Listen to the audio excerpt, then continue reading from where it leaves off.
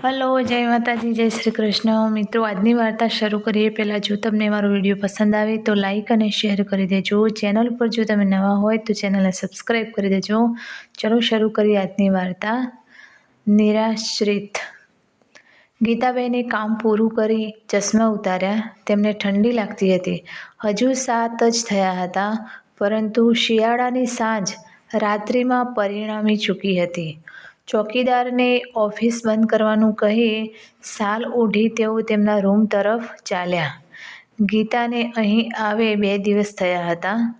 Centre સ્કૂલની આચાર્ય અને વ્યવસ્થાપક તરીકેનું કામ આટોપી તે પોતાના ઘરે જવાની ઈચ્છા રાખતી હતી. પરંતુ ફાધર ડિમેલોયાએ તેને વિમલા સદન હોસ્ટેલની જવાબદારી સોંપી બાંધી દીધી હતી. 10,000 વિદ્યાર્થીઓની શાળાની આચાર્ય માટે આ હોસ્ટેલ ઘણી નાની હતી. ફાધર આ હોસ્ટેલ માટે અનુભવી વ્યક્તિ ઈચ્છતા હતા. એટલા માટે તેમણે ગીતાબેનને આ જવાબદારી સંભાળી લેવાની વિનંતી કરી હતી, જેનો તે અસ્વીકાર કરી શકી નહોતી. અહીં લગભગ 25 યુવતીઓ, 2 રસોઈ બનાવનારી, 2 નોકરાણી અને 1 ચોકીદારનું કુટુંબ હતું. ચોકીદારની પત્ની પણ નોકરાણીનું કામ કરતી હતી. અહીં લગભગ 40 જેટલી વ્યક્તિઓ હતી. હોસ્ટેલના નિયમ મુજબ રાત્રે 9 વાગે સૌ પ્રાર્થના માટે પ્રાર્થના હોલમાં હાજર રહેતા હતા. એટલે બહેન સૌને સારી રીતે ઓળખતા થયા હતા. આમાંની કેટલીક યુવતીઓ પરણેલી હતી, કોઈ સરકારી કર્મચારી હતી, તો કોઈ વીમા કંપનીમાં કામ કરતી હતી, તો કોઈ શિક્ષિકા હતી તથા કોઈ આંતરરાષ્ટ્રીય કંપનીમાં મુખ્ય ઇજનેર તરીકે સેવા આપતી હતી. દરેક સવારે પોતપોતાની રીતે સૌ પોતાની ફરજ પર જતા, પરંતુ નિયમ મુજબ બહાર જનારી છોકરીઓને સાંજે 7:30 વાગે પાછા ફરવું એવું બંધન હતું. જોકે આ નિયમમાં થોડી છૂટછાટ પણ આપવામાં આવતી હતી. એડવર્ટાઇઝિંગ, માર્કેટિંગ તથા મેડિકલ રિપ્રેઝેન્ટેટિવના ક્ષેત્રોમાં કામ કરતી છોકરીઓને રાત્રિના 9 વાગ્યા સુધી પાછા ફરવાની છૂટ આપવામાં આવી હતી. જરૂર લાગે તો 10 વાગ્યા સુધી પણ બહાર રહી શકતી, પરંતુ અગાઉથી મેડમને જણાવવું પડતું હતું. આત્મવિશ્વાસ અને કુશળતાની માર્કેટિંગનું કામ કરતી ઉચ્ચ શિક્ષણ પામેલી અધિકારી કક્ષાની છોકરીઓને જોઈને મેડમને પણ સ્ત્રીની બદલાતી પ્રતિભા પર રાહતનો અનુભવ થતો હતો. એકલી રહેતી અબળાને સબળા બનતી જોતાં તેને સારું લાગતું હતું. એ અહીં 1 વર્ષના કરાર ઉપર રહેવાની હતી. હોસ્ટેલમાં અલગ અલગ વિભાગો હતા. મુખ્ય ઓફિસને અડીને 1 પથારીવાળો રૂમ, 3 પથારીવાળો રૂમ અને 4 પથારીવાળો રૂમ હતો. જેને માટે મુખ્ય રૂમ સાર્વજનિક હતો. મેડમના પ્રભાવના કારણે પ્રથમ અઠવાડિયામાં જ હોસ્ટેલની સાફસૂફી તથા અન્ય કાર્યમાં સારો ફેરફાર થવા લાગ્યો હતો. અહીં રહેતી છોકરીઓ મોટા ભાગે જુદા જુદા પ્રાંતની હતી. કેટલીક દક્ષિણ ભારતની હતી. તેમાંથી સૌથી અલગ પડી જતી અને મેડમનું ધ્યાન આકર્ષિત કરતી એક બંગાળી છોકરી હતી. શ્યામવર્ણી કાયા છતાં આકર્ષક રૂપ ધરાવતી તેમજ મોટા ભાગે મૂંગી રહેતી. આ છોકરીનું વ્યક્તિત્વ સૌથી અલગ હતું. પાતળી સોટાદાર કાયા, મોટી મોટી કજરાળી આંખો સૌને તેના તરફ ખેંચી રાખતી હતી. તેના ભોળા ચહેરા પર અજબ ગજબના ભાવ દેખાતા હતા. આંખોમાં ભય ડોકાતો હતો. કાળા ચમકદાર વાળનો ચોટલો કમરની નીચે સુધી ઝૂલતો રહેતો. કોઈ ખોટા સાજ શણગાર નહીં, પાવડર કે ચાંદલો પણ કરતી નહોતી. સામાન્ય રીતે અહીંની છોકરીઓ આત્મનિર્ભર હોવાના કારણે પોતાના સૌંદર્યની માવજત પર વિશેષ ધ્યાન આપતી હતી. કાપેલા વાળ, શેપ આપેલા નેણ, મેકઅપ કરેલો ચહેરો, ફેશનેબલ વસ્ત્રો કમાતી હોવાના કારણે બની ઠણીને રહેતી હતી. એમાં આ બંગાળી છોકરી સાદગીમાં પણ સૌથી અલગ પડતી હતી. આછા રંગની સુતરાઉ સાડી અને સફેદ બ્લાઉઝ. નહીં સ્ટાર્ચ કે નહીં ઇસ્ત્રી. રાત્રે ટીવી જોતી છોકરીઓનો કલબલાટ, શોરબકોર, હસી મજાકથી હોલ ગાજતો રહેતો. પરંતુ એ છોકરી કોઈ ખૂણામાં ઘૂંટણ પર હડપચી ટેકવી, બંને હાથથી પગને જકડી કોણ જાણે ક્યાં ખોવાઈ જતી હતી. તે તેની દુનિયામાં મગ્ન બની વિચારોમાં ખોવાયેલી રહેતી. એની આંખમાં ફેલાયેલી અથાગ ઉદાસીનતા મેડમને બેચેન બનાવતી હતી. તેણે નાની ઉંમરમાં એવું તે શું જોયું હશે કે યૌવન સુલભ ચંચળતા, મોજ મસ્તી કે સ્મિત તેની આસપાસ પણ ફરકતા નહોતા. તેનો ઉદાસ, નિરાશ ભાવ અને અલગ વ્યક્તિત્વ મેડમને અકળાવતું હતું અને મનને પીડા આપ્યા કરતું હતું. બપોરે હોસ્ટેલ ખાલી રહેતી હતી. એક બપોરે મેડમના કાન પર સુરીલા કંઠે ગવાતા ગીતના શબ્દો અથડાયા ત્યારે તે જાતને રોકી શક્યા નહીં. તરત તે સ્વર જ્યાંથી આવતો હતો તે તરફ ગયા તો પેલી બંગાળી છોકરી ગીત ગાતી હતી. દિવાલ પર માથું ટેકવી, બંધ આંખ અને આંખમાંથી વહેતા આંસુની ધાર ચાલી રહી હતી. સ્વરમાં વેદના ટપકતી હતી. ઓરડા બહારથી જ બહેને ગીત સાંભળ્યું. તેની ભાવ સમાધિમાં ભંગ કરવાનું યોગ્ય ન લાગતા તે ત્યાંથી પાછા ફરી ગયા. વારંવાર અનેક જ સવાલ ઉઠતો હતો કે આ છોકરીને કઈ પીડા પજવી રહી છે? એ આટલી ઉદાસ અને ગમગીન શા માટે છે? બીજા દિવસે એ જ ઓરડામાંથી મોટેથી થતા ઝઘડાનો શોરબકોર સંભળાયો. ઓરડાની બીજી છોકરીઓ સાથે તે ઝઘડતી હતી. પરિણામે આ છોકરી મોટે મોટેથી ગાળો આપતી હતી. તેને કશું ભાન નહોતું. કંઈ પણ બોલે જતી હતી. મેડમ તરત જ ત્યાં પહોંચી ગયા અને જોતાં જ સમજી ગયા કે તેની માનસિક સ્થિતિ સારી નથી. તેને તેના વસ્ત્રોનું પણ ભાન નહોતું અને તેને એની પણ સમજ નહોતી કે તે શું બકવાસ કરી રહી છે. ઊંચે ચડી ગયેલી આંખો તેની અસ્વસ્થતાથી ચાડી ખાતી હતી. તે બંગાળી, હિન્દી અને બીજી અનેક પ્રાદેશિક ભાષામાં કશોક બડબડાટ કરતી હતી. મેડમે તેને ઊંઘની ગોળી તથા દૂધ આપીને પરાણે સૂવડાવી દીધી. એનું નામ મોનિકા હતું. મેડમને હવે તેની ચિંતા થવા લાગી હતી. ત્યાર સુધી મોનિકા વિશે માત્ર આતુરતા હતી, પરંતુ હવે આતુરતા મૂંઝવણમાં બદલાઈ હતી. હવે એ વિચારવા લાગી કે કોઈ પણ રીતે મોનિકાને વાતચીત માટે તૈયાર કરવી પડશે. તેના મનમાં વિશ્વાસ ઊભો કરવો પડશે.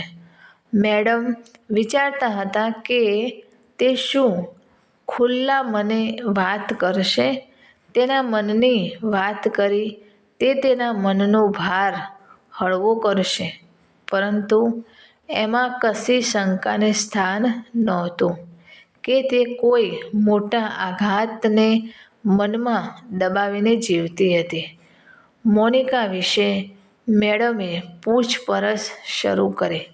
હોસ્ટેલના રજિસ્ટરમાં તેનું પૂરું સરનામું નહોતું. તેમાં સ્થાનિક વાલી તરીકે નારી નિકેતન સંસ્થાનું નામ નોંધાયેલું હતું. મોનિકા ટાઈપિંગ કરી થોડા પૈસા કમાતી હતી. શોર્ટ હેન્ડની પરીક્ષા તેણે હમણાં જ આપી હતી. સામાન્ય રીતે હોસ્ટેલમાંથી છોકરીઓને તેના તરફ ફરિયાદ હતી કે તે વધુ મોંઘી રહેતી. કોઈ સાથે તેને સંબંધ નહોતો, પરંતુ ક્યારેક જરા અમથી વાત પર લડી પડતી, ગાળો આપતી, ક્યારેક જાતે ચીડાતી અને બડબડાટ કરતી. છોકરીઓ સાથે મજાક મશ્કરીથી દૂર રહેતી હતી. તેને કશીક તકલીફ જરૂર હતી. મેડમે તેની સાથે વાત કરવાના પ્રયાસરૂપે એકાદ બે વખત તે પોતાની રૂમમાં મળવા બોલાવી, પરંતુ મોનિકાએ કોઈ સંતોષકારક જવાબ આપ્યો નહોતો. તે માત્ર હા કે નામાં જવાબ આપતી હતી. કેટલાક દિવસો પછી મોનિકાના રૂમની છોકરીઓએ આવીને કહ્યું, મોનિકાને ખૂબ જ તાવ ચડ્યો છે. મેડમ તરત તેના રૂમમાં ગયા. મોનિકા પથારીમાં ગરમ લાય જેવા શરીર સાથે પડી હતી. તેમણે તેના મસ્તક પર હાથ મૂક્યો. માથું તપી રહ્યું હતું. તરત દવા પીવડાવી. તાવ ઓછો થાય તે માટે તેના માથા પાસે બેસી તેના કપાળ પર ભીના પોતા મૂકવા લાગ્યા. ખૂબ જ તાવના કારણે મોનિકા બેભાન અવસ્થામાં હતી.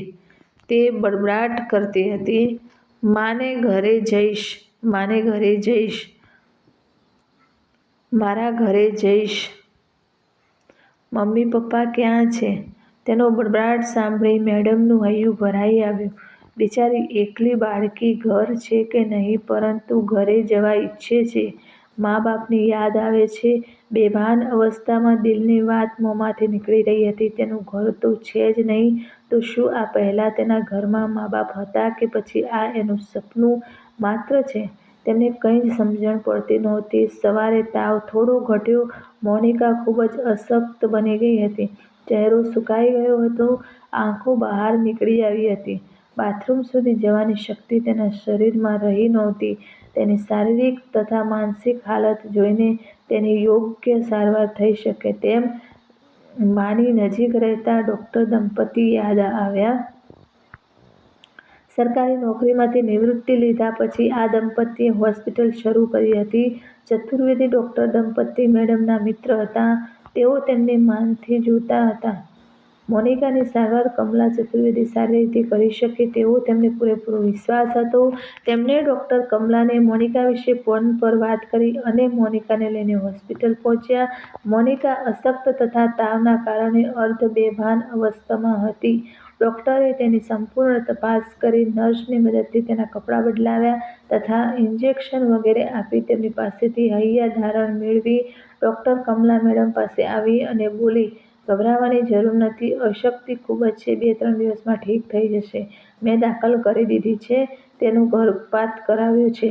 અત્યારે તો તે કશું કહેવાની સ્થિતિમાં નથી તમારા કહેવા મુજબ, અને જો તેને જોતા તેને માનસિક શાંતિ માટે જરૂરી દવા શરૂ કરાશે.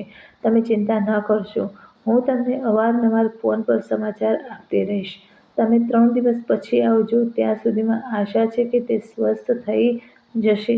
અમે બંને તેની પૂરતી કાળજી લઈશું. મોનિકાને હોસ્પિટલમાં છોડી મેડમ હોસ્ટેલ પાછા ફર્યા. છોકરીઓને તેમણે સમાચાર આપ્યા કે મોનિકાને સખત તાવ છે, એટલે તેને હોસ્પિટલમાં દાખલ કરાવી છે. ચિંતાનું કોઈ કારણ નથી. 3-4 દિવસમાં લઈ આવીશું. ત્યાં સુધીમાં તે ઠીક થઈ જશે. આમ કહીને તે તેમના રૂમમાં ચાલી ગયા. તેમના મનમાં ઉથલ-પાથલ ચાલતી હતી. મોનિકાની બાબતમાં અનેક વિચાર મગજમાં ઘૂમરાતા હતા. તેમને પોતાના પર વિશ્વાસ હતો. અનુભવી નજરથી તેઓ વ્યક્તિને સારી રીતે પારખી લેતા હતા. તો શું નાની ઉંમરવાળી મોનિકાને પારખવામાં તેઓ થાપ ખાઈ ગયા હતા? મોનિકા ખરાબ, બદચલન, જુઠ્ઠી છે એવું માનવા તેમનું મન તૈયાર નહોતું. અનેક શક્યતાઓ હતી. કદાચ એકલતાનો કોઈએ ગેરલાભ ઉઠાવ્યો હોય, કામ આપવાની લાલચ આપી ઇજ્જત લૂંટી હોય, નાદાન ઉંમરમાં કોઈએ ફસાવી હોય અથવા કોઈ આઘાતનો ભોગ બની હોય. ન જાણે કેવા કેવા વિચારો મેડમના મગજમાં ઘૂમરાવા લાગ્યા. તે વિચારતા હતા, મોનિકા ખરાબ ચાલ-ચલગતની નથી, કારણ કે ન તો તેની પાસે પૈસા છે કે ન તો સારા કપડાં કે દાગીના છે. ગણી શકાય તેટલી 2-3 સુતરાઉ સાડી છે. વળી તેને મળવા પણ કોઈ આવતું નથી. ન કોઈ ચિઠ્ઠી કે ન ફોન. નારી નિકેતનમાંથી હોસ્ટેલના નામે દર મહિને 500 રૂપિયા આવે છે, જેનાથી તેનો અહીં રહેવાનો અને જમવાનો ખર્ચ નીકળી જાય છે. તેલ, સાબુ પણ હું અપાવું છું. જરૂરી વસ્તુ પણ મુશ્કેલીથી પૂરી થાય છે. 3 દિવસ પછી મોનિકાના વિચારમાં મૂંઝાયેલા મેડમ રોજનું કામ પૂરું કરી હોસ્પિટલ પહોંચ્યા.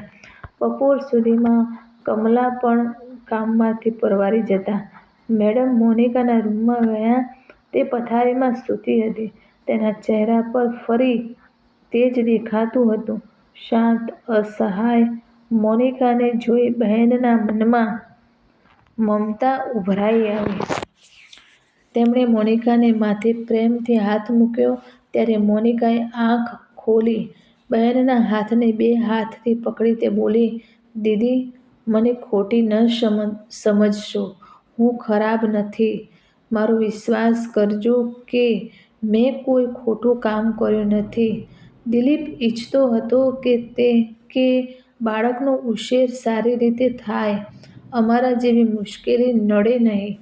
આર્થિક સ્થિરતા તથા મા-બાપનો ભરપૂર પ્રેમ અને વાત્સલ્ય મળે. યોગ્ય વાતાવરણમાં બાળકની યોગ્ય દેખભાળ થવી જોઈએ." ખૂબ જ મુશ્કેલીપૂર્વક અટકીને બોલતી. તે પોતાની જાતને સંભાળી શકી નહીં અને મોટેથી રડવા લાગી. મેડમે તેની પીઠ થાબડી. સ્નેહભર્યા સ્પર્શ થતાં મોનિકા શાંત થઈ. તે ઘણું કહેવા ઈચ્છતી હતી. ડોક્ટરે તેને કેટલોક સમય શાંત રહેવા કહ્યું. તેને કોફી પીવા આપી.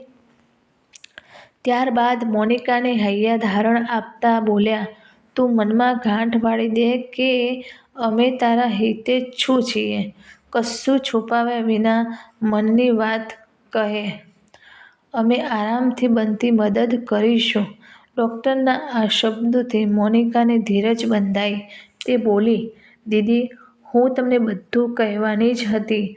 તમે અને ડોક્ટર દીદી મારા કોઈ નથી." છતાં તેમણે દવા આપી. સહાનુભૂતિથી મને સંભાળી. દીદી તાવમાં તપતી હતી ત્યારે મેં તમારા પ્રેમ અને મમતાના સ્પર્શનો અનુભવ કર્યો. ઉદાસીનતામાં પણ હું એનો અનુભવ કરતી હતી. ન તો તમે મારા પર ગુસ્સે થયા કે ન મને સારું નરસું કહ્યું. દીદી, તમે મને હોસ્ટેલમાંથી કાઢી ના મૂકશો એટલી વિનંતી છે. હવે હું સારી રીતે રહીશ. કોઈને તકલીફ નહીં આપું." મોનિકાએ તેના વિશે જે વાત કરી તે સાંભળી બહેન આશ્ચર્યચકિત થઈ ગયા. આટલા નિષ્ઠુર, પથ્થર દિલવાળા લોકો પણ હોય છે? કાયમ એવું જોવા મળતું હોય છે કે કૂતરા-બિલાડીના બચ્ચાં પણ ઘરના સભ્ય બની જાય છે. જાનવર સાથે પણ પ્રેમથી જોડાઈ જતા હોઈએ છીએ. આડોશ-પાડોશના બાળકો પણ આવવા લાગે છે. પાળેલા બચ્ચાને એકાએક છોડી દેવાની કલ્પના પણ અસંભવ લાગતી હોય છે. જ્યારે અહીં તો ઘરમાં મોટી થયેલી 15 વર્ષ સુધી સાથે રહેલી આ છોકરીને છોડી દેવી વિચારતા જ થથરી જવાય છે. આ તે કેવી માં કહેવાય? માં શબ્દ તેને માટે યોગ્ય છે? શું સ્ત્રીનું આટલું સ્વાર્થી રૂપ હોઈ શકે છે, જે બાળકીને દત્તક ભલે ના લીધી હોય, પરંતુ પુત્રી તો માની હતી, પોતાનું નામ આપ્યું હતું, લાડ પ્યારથી ઉછેરીને ભણાવી હતી, એ પુત્રીને રેલવે પ્લેટફોર્મ પર નિર્દયતાથી છોડી હતી. મોનિકા કોલકાતાના શ્રીમંત કુટુંબમાં મોટી થઈ હતી, જ્યાં તેણે સામાન્ય, સહેજ અને સુરક્ષિત બાલ્યાવસ્થા પસાર કરી હતી. ભર્યા ભાદર્યા કુટુંબના રાખાલ અને સન્મિત્રાનો ખોળો ખાલી હતો. બાળક જન્મે તેવી કોઈ આશા નહોતી, એટલે અનાથાશ્રમમાંથી 2 વર્ષની નાની બાળકી દત્તક લઈ આવ્યા હતા. બાળકીનું નામ પ્રેમપૂર્વક મોનિકા રાખ્યું હતું. પોતાના પિતરાઈ અને મોટા બાપુના બાળકો સાથે મોનિકા ઉછરી હતી. પ્રેમ, રક્ષણ અને સંસ્કાર મેળવ્યા હતા. કુટુંબના બીજા બાળકોની જેમ જ તેના માટે પણ બધા પ્રકારની સગવડ હતી. તે જાણતી હતી કે તેને દત્તક લેવાઈ છે, પરંતુ એ વિશે કોઈએ ન કશું છુપાવ્યું હતું કે ન કદી કોઈએ એ વિશે એક શબ્દ બોલતું હતું. એક લાંબો સમય પસાર થઈ ગયો. મોનિકાએ એક પગથિયું ચડીને યુવાનીના ઉંબરામાં પગ પડ્યો. બુદ્ધિશાળી મોનિકા 10મા ધોરણની વિદ્યાર્થિની હતી ત્યારે કુદરતને કરવું કે સન્મિત્રા ઢળતી ઉંમરમાં ગર્ભવતી બની. તેને માતૃત્વનો સાદ સાંભળ્યો. તેનો પગ ભારે થતાં સૌ આનંદમાં આવી ગયા. મોનિકા સાથે સૌ રાહ જોતા બેઠા હતા. મોનિકા અને તેના પિતાના આનંદનો પાર નહોતો. યોગ્ય સમયે સન્મિત્રાએ પુત્રને જન્મ આપ્યો. કદાચ અહીંથી જ મોનિકાના ખરાબ દિવસોની શરૂઆત થઈ. પોતાની કુંખે જન્મેલા પુત્રને મેળવી સન્મિત્રા ધન્યતા અનુભવી રહી. તેણે બાંધેલા સંબંધને તોડવાનો નિર્ણય કરી લીધો. એક દિવસ મોનિકાના પિતાએ મોનિકાને મુનશીજી સાથે ગામ જવા કહ્યું, પરંતુ મોનિકા સમજી શકતી નહોતી કે અભ્યાસના સમયે તેને શા માટે મોકલવામાં આવી રહી છે. મુનશીજી તો કાયમ કામકાજ માટે ફરતા રહે છે, તો 10માની પરીક્ષા આપી તે પણ ચાલી જશે. ઉનાળામાં અને દુર્ગાપૂજાની રજાઓમાં મુનશીજી બાળકોને મામા કે માસીને ઘરે મૂકી આવતા હતા, પરંતુ એકલા મુનશીજી સાથે મોનિકાને જવાની વાત ગળે ઉતરતી નહોતી. તેણે ના કહી ત્યારે માએ સમજાવ્યું કે 2-3 દિવસની તો વાત છે, મંદિર જવું જરૂરી છે. નાની એટેચીમાં 2-4 જોડી કપડાં તથા જરૂરી સામાન સાથે મોનિકાને રવાના કરી દેવાઈ. ઘરના બધા બાળકો મુનશીના ખોળામાં મોટા થયા હતા, એટલે સંકોચ વિના મોનિકા તેની સાથે ચાલી. પરંતુ આ પ્રવાસ મોનિકાના જીવનને બદલી કાઢશે એની જાણ નહોતી. મધ્યરાત્રિના સમયે મોનિકા સૂઈ ગઈ હતી ત્યારે મુનશીજીએ એને જગાડી. કોઈ સ્ટેશન પર તેઓ ઉતરી પડ્યા. મોનિકા તેની સાથે ચાલતી હતી. આમ તેમ લોકો સૂતા હતા. પ્લેટફોર્મના છેવાડે પડેલા ખાલી બાંકડા પર મુનશીજીએ મોનિકાને સૂઈ જવા કહ્યું અને તે મસ્તક પાસે બેઠા.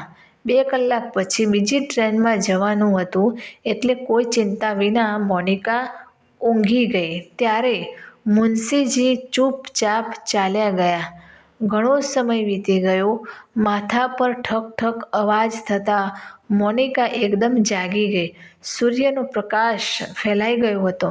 ક્ષણભર મોનિકાને સમજાયું નહીં કે એ ક્યાં છે. લોકો ટોળે વળ્યા હતા. એક પોલીસવાળો બૂમો પાડીને કશું પૂછતો હતો. તેની ભાષા મોનિકાને સમજમાં આવતી નહોતી.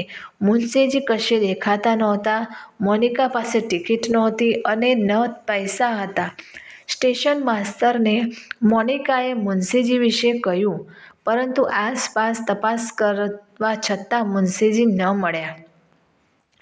આખરે મોનિકાને અનાથ આશ્રમમાં પહોંચાડી દેવાઈ. અનાથ આશ્રમમાં મોનિકાની હાલત ખૂબ જ ખરાબ હતી. ત્યાંની ભાષા, વાતાવરણ, ગંદકી, ભોજન બધામાં ઘણો બધો ફરક હતો. એ માનતી હતી કે કોઈ ખરાબ બનાવના કારણે મુનશીજી તેનાથી જુદા પડી ગયા હશે. પપ્પા તરત લેવા મોકલશે. સૌ મૂંઝાતા હશે. પરંતુ રડી રડીને પસાર કરેલા દિવસો નિરાશાનો અંધકાર વધુ ઘેરો બનાવતા. અહીંની બાઈ, આયા, નોકરાણી બધા જ મૂર્ખ અને ફોડ હતા. છોકરીઓને મારઝૂડ કરવાની બાબત તો સામાન્ય હતી. મોનિકા ડરી ગઈ હતી. કોઈને તેના તરફ સહાનુભૂતિ નહોતી. સંચાલક બહેનને તે કંઈ સવાલ કરતી તો તેના પર તે કશું ધ્યાન આપતી નહોતી, પરંતુ ગુસ્સે જરૂર થતી. તે કહેતી કે રડે છે કેમ? ચૂપ થઈ જા. જીવનભર રડવું પડશે. અહીં રહેવાનું છે હવેથી. તને કોઈ મળવા નહીં આવે. તને પાસે રાખવાની હોત તો શા માટે છોડી દેત? આવડી મોટી છોકરીને છોડી દીધી. કેવા છે લોકો! આ તો જુઠ્ઠું બોલે છે. ચાલ, ખોટો દેખાવ ન કર. કામ કર, નહીં તો ચૂપ બેસ. એક પળ મોનિકા માટે ભારે હતી, પરંતુ સમય કોઈ માટે રોકતો નથી. એક દિવસ પસાર થઈ રહ્યો હતો. મોનિકા હતાશ, નિરાશ અને ઉદાસ હતી. અનાથ આશ્રમનું ભોજન તેના ગળા નીચે ઉતરતું નહોતું. ઘર પર તેને અથાણું, ચટણી, શાકભાજી, માછલી તથા સ્વાદિષ્ટ ભાત ભરેલી થાળી મળતી હતી. મીઠાઈ કે ખીર વિના તેનું ભોજન પૂરું થતું નહોતું. આશ્રમમાં મોટી મોટી કાચી પાકી 2 રોટલી, 2 સ્વાદ દાળ અથવા શાક અને અઠવાડિયે 2 વાર 1 વાટકી ભાત મળતા હતા. અહીં રહેતી કેટલીક છોકરીઓ તેને સમજાવતી, પોતાના ભાત છુપી રીતે મોનિકાને આપવાના પ્રયાસ કરતી. એ છોકરીઓ તરફથી સહાનુભૂતિ પણ મળતી. તેના નરમ, મુલાયમ, રેશમી વાળ, સુંદર સોહામણું રૂપ જોઈ છોકરીઓ સ્પર્શ કરતી. પોતાના ખરબચડા હાથોથી મોનિકાના મુલાયમ હાથને પકડતી. મોનિકાને આ સ્પર્શ ખરાબ લાગતો હતો. આશ્રમના નિયમ મુજબ મોનિકાને શાળામાં દાખલ કરવામાં આવી. હિન્દી માધ્યમમાં તેને કશું સમજાવાતું નહોતું. કોઈ પણ રીતે તેણે 10મું ધોરણ સેન્ટ્રલ સ્કૂલમાંથી પાસ કર્યું. હવે મોનિકાએ પરિસ્થિતિ સાથે સમજૂતી કરવાનો વિચાર કર્યો, પરંતુ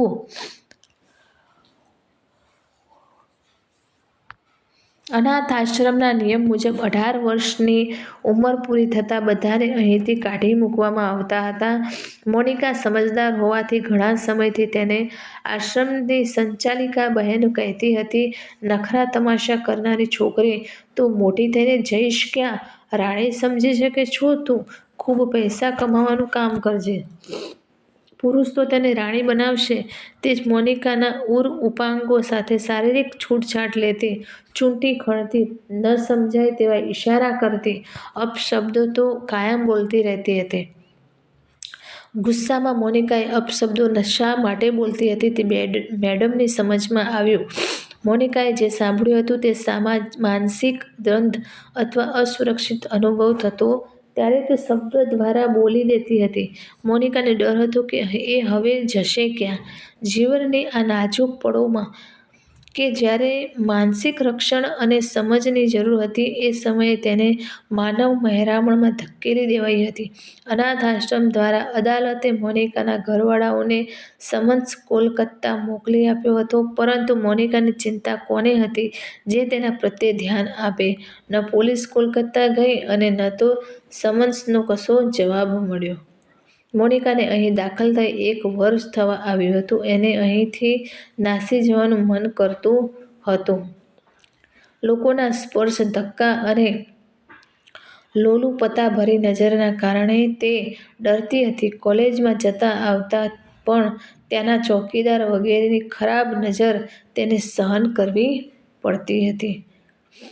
આશ્રમનો માલ તેને માટે વપરાતો સામાન્ય શબ્દ હતો, પરંતુ મોનિકા હવે 17-1-2 વર્ષની થઈ ગઈ હતી. 6 મહિના પછી તેનું શું થશે તે ડર તેને સતાવી રહ્યો હતો.